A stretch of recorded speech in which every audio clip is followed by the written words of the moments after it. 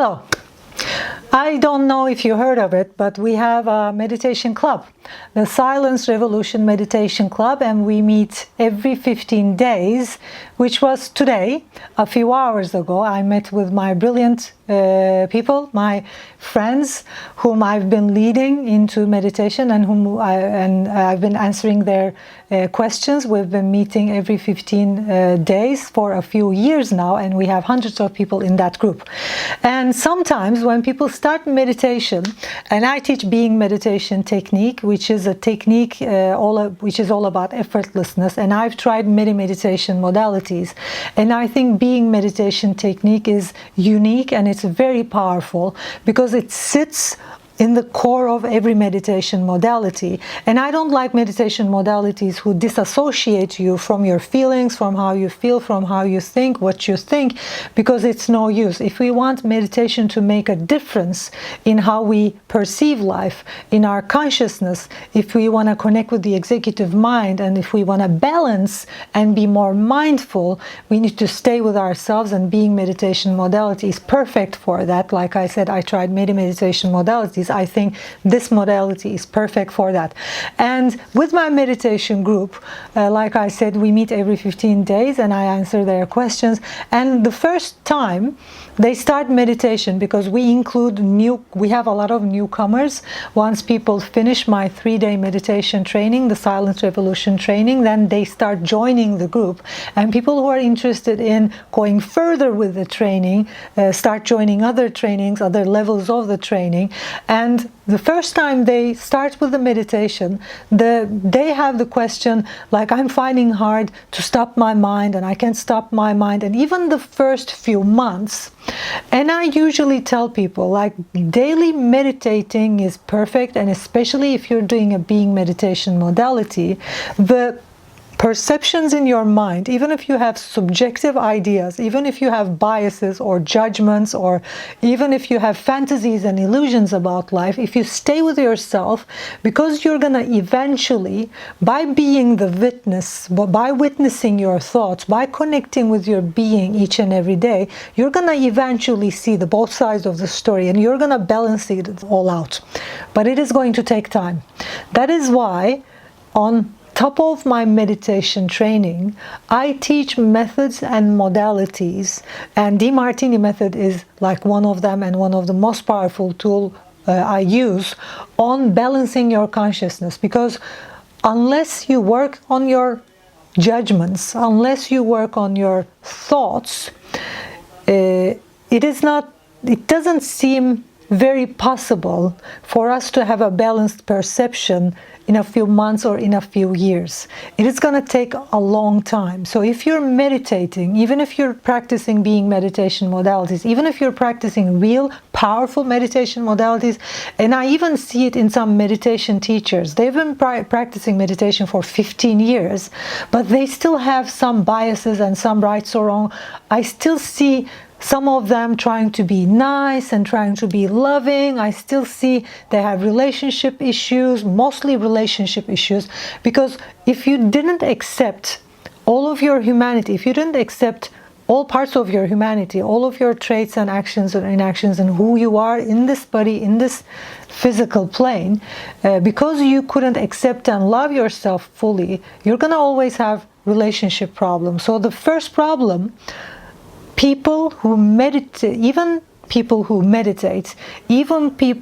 who try to balance their perceptions have is relationship problems, because it takes a lot of time to balance your perceptions, balance your judgments. And sometimes, because your judgments, your biases, and the distorted perceptions are kind of like at the back of your head, where you don't see that you don't see, you need a little bit of a support. So I suggest people who want to balance their perceptions, who want to experience a silent, focused mind on top of meditation. I think meditation is necessary. It's kind of like a no without meditation, because I've also seen people who have been working on consciousness and who have been doing a lot of mind work and working on their thoughts and all that, and who haven't meditating, it also takes time. It's kind of like they also need meditation. So for me, meditation is kind of like a must. Without meditation, don't even think about silencing your mind and being mindful. But with meditation, on top of meditation, I think using powerful tools like the tools I teach in my workshop Awakening, tools I teach in my online workshop Awakening, and tools I teach in the Miracle Course, which is a live workshop, which is like a camp which is like a retreat for a week. The tools I teach there do support you to align your consciousness and get free of your judgments and work on your distorted perceptions.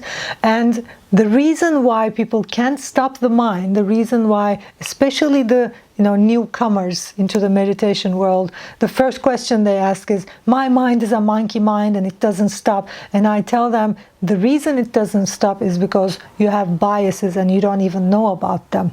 The people who have more judgments are the people who think they don't judge anything, and not judging anything is a judgment. If you're trying not to judge anything, if you're saying things like, I don't judge anyone, I accept anyone, that's not accepting your humanity. You're judging your humanity. You're judging yourself for judging. You have biases about your humanity. You have a fantasy. You have an illusion about your humanity. Why? Because humans judge. Of course you're going to judge. A human judging is very natural, but judging your judging is the problem. So it's kind of like the judgment and the biases on the consciousness level has to be worked on so that we can accept our humanity with whole of it. And the moment we accept our humanity, what happens is your mind gets silent. If you want a silent, calm mind, not when doing meditation, but each and every moment of your life, and you can maybe feel it in my voice, or people say they feel it in my being, because I have a very silent and very focused mind. When I focus on something, I literally don't think anything else. So it is possible to be at that level, but I can't tell you something like it just happened by itself. I've been working on my mind, on my judgments and biases and perceptions for over 20 years now. So one thing we need to understand is that an unworked mind, a mind that is raw, has the capacity to be the monkey mind. It's the animal mind, which is talking all the time. And with that mindset, because there's a lot of noise in your mind, and there is this crowd speaking and talking, maybe different voices in your head, it's not very easy to focus, and it's not very easy to succeed in the areas you want to succeed. So even if you want success in life, even if you want to succeed in business, or build wealth or have great relationships, it's very important to start working on your mind. And when you start working on your mind, choose methods that are effective and choose teachers who has that, because I tell it in my own courses, I tell it in my own videos and lectures and in my books. An individual, a teacher, can only teach what they experience. So unless your teacher, herself or himself, is not experiencing that balanced, calm state, which is going to be mirrored in their lives as perfect intimate relationships, a growing wealth and growing business, and a healthy body and a healthy individual, you can't learn much from them. So I usually choose my mentors and teachers looking at their lives. And sometimes people say, like, it's the material world, maybe their consciousness is brilliant and this and that. If an individual's consciousness, if your consciousness was brilliant, if you were a genius, your life would work geniusly. So it's kind of like, I think if you're still having problems in your life, if you couldn't figure out things in your life, it means that you're not conscious enough. Because I know what mindfulness is, and I know how consciousness feels like. When I'm fully conscious, when I'm connected with my mind, and when I'm fully mindful, I'm mindful about everything in my life. I'm mindful about my relationships, how I relate with my husband. If I do a mistake or if I say something that doesn't work, because I'm conscious, I get it, I change it. If I do something with my body that doesn't work, I change it. If I do something with, my eating habits, I can change it. Being conscious leads us into growing and expanding in all areas of our life in the material world. So write that down. Our consciousness is mirrored in our life.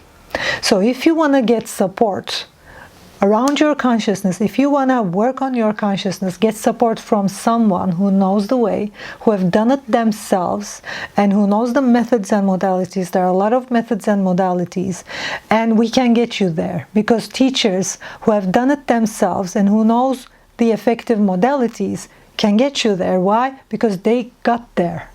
Because I got there, I can get you there. I know the way. I know, because I'm coming from the same path. I had that monkey mind 20 years, 25 years when I was in my 20s ago. When I was in my 20s, I had this muppet in my mind, talking all the time.